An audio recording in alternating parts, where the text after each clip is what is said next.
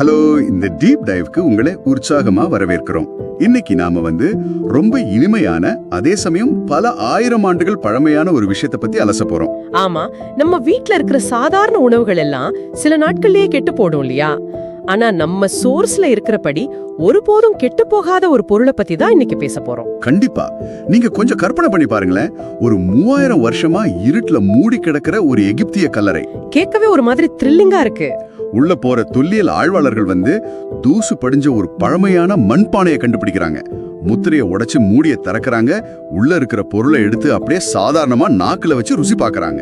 3000 வருஷம் பழமையான ஒரு பொருளை அப்படியே சாப்பிடுறதுங்கிறது. ஆமா, ஆனா அவங்களுக்கு எதுவுமே ஆகல. இது ஏதோ சினிமா சீன் கிடையாது, நிஜமானே நடந்த ஒரு நிகழ்வு. நிஜமா ரொம்ப ஆச்சரியமான ஒரு விஷயம் தான் இது. நம்ம சமையல் அறையில இருக்கிற ஒரு டைம் மிஷின் கூட இதை சொல்லலாம். ஒருபோதும் கெட்டு போகாத அந்த உண்ணக்கூடிய டைம் கேப்சூல், அதாவது தேன். இந்த தேன் மனித வரலாற்றோட எப்படி பின்னி பிணைஞ்சிருக்குன்னு நம்ம சோர்ஸ்ல ரொம்ப தெளிவா சொல்லியிருக்காங்க. ஆனா எனக்கு இங்கதான் ஒரு பெரிய தர்க்க ரீதியான சந்தேகம் வருது. இது எப்படி சாத்தியம்? என்ன சந்தேகம் சொல்லுங்க. இப்போ நான் வீட்ல ஒரு ஆப்பிள வெளியே வச்சா ஒரு வாரத்துல அது அழுகிடுது. எந்த ஒரு ஆர்கானிக் பொருளும் இயற்கையா பாக்டீரியா இல்லனா பூஞ்சையால சிதைக்கப்படும். அதுதானே இயற்கை. ஆமா, இயற்கையோட விதி அதெல்லாம். அப்புறம் எப்படி 3000 வருஷம் முன்னாடி பேக் பண்ண ஒரு தேனை இப்போ நாம அப்படியே சாப்பிட முடியும்? அந்த ஆய்வாளர்களுக்கு அந்த பானையை திறந்து ருசி பார்க்க எப்படிங்க தைரியம் வந்துச்சு? இது கொஞ்சம் விசித்திரமா இல்ல? நீங்க கேக்குறது நியாயமான கேள்விதான். ஆனா அவங்க ஏதோ குருட்டு தைரியத்துல அதை சுவைக்கல. அப்படின்னா அவங்களுக்கு வேற ஏதோ தெரிஞ்சிருக்கு. உள்ள விஷம் இருந்தா என்ன பண்றதுன்னு பயம் இருந்திருக்காதா? பயம் இருந்திருக்காது. ஏன்னா அந்த ஆராய்ச்சியாளர்களுக்கு தேனோட இந்த இயற்கையான பாதுகாப்பு தன்மை, அதாவது அந்த பிரிசர்வேஷன் பத்தி முன்னாடியே நல்லா தெரிஞ்சிருக்கு. சயின்ஸ் தெரிஞ்சிருக்கா தானே? அதேதான். இப்ப நீங்க ஆப்பிள் உதாரணம் சொன்னீங்க இல்லையா? ஆப்பிள்ல நிறைய நீர்ச்சத்து இருக்கு. எங்க ஈரப்பதம் இருக்கோ அங்க பாக்டீரியா ரொம்ப ஈஸியா வளரும். ஆமா, கண்டிப்பா வளரும். ஆனா தேனோட ரகசியமே அதோட வேதியியல் அமைப்புல தான் இருக்கு. தேன்ல இயற்கையாவே நீர்ச்சத்து ரொம்ப ரொம்ப கம்மி. ஓ, அப்ப தேன் பாக்டீரியாக்களுக்கு ஒரு வறண்ட பாலைவனம் மாதிரி அப்படின்னு சொல்லலாமா? அங்க வாழ தேவையான தண்ணி ஓட்டுக்கு கிடைக்காது. ரொம்ப கரெக்டா சொன்னீங்க.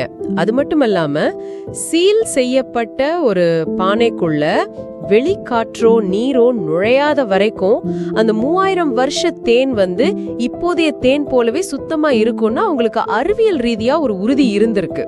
அட, அதனாலதான் எவ்வித தயக்கமும் இல்லாம அவங்களால அதை சுவைக்க முடிஞ்சதுன்னு சொல்றீங்க. ஆமா, பானையோட முத்திரைகள் உடைக்கப்படாம காத்து நுழையாதபடி ரொம்ப பாதுகாப்பா மூடப்பட்டிருந்ததா அவங்க கவனிச்சிருக்காங்க.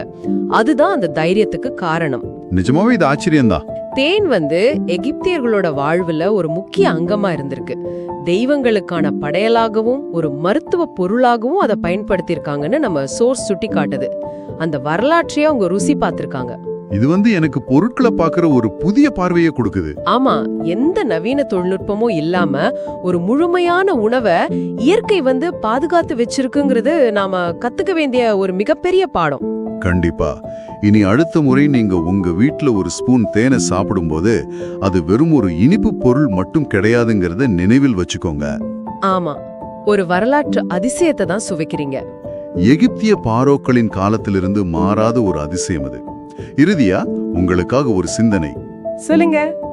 எந்தவித ஃப்ரிட்ஜோ இல்ல செயற்கையான ரசாயன பாதுகாப்பான்களோ இல்லாம 3000 வருஷம் ஒரு சாதாரண மண்பானையில அடைக்கப்பட்ட தேன் கெடாம இருக்க முடியுது அப்படின்னா, ஆமா, இது போல காலத்தை வென்று பூமியின் அடியில் நமக்காக காத்துக்கிட்டு இருக்கிற வேற என்னென்ன உண்ணக்கூடிய ஆச்சரியங்கள் இருக்கக்கூடும்?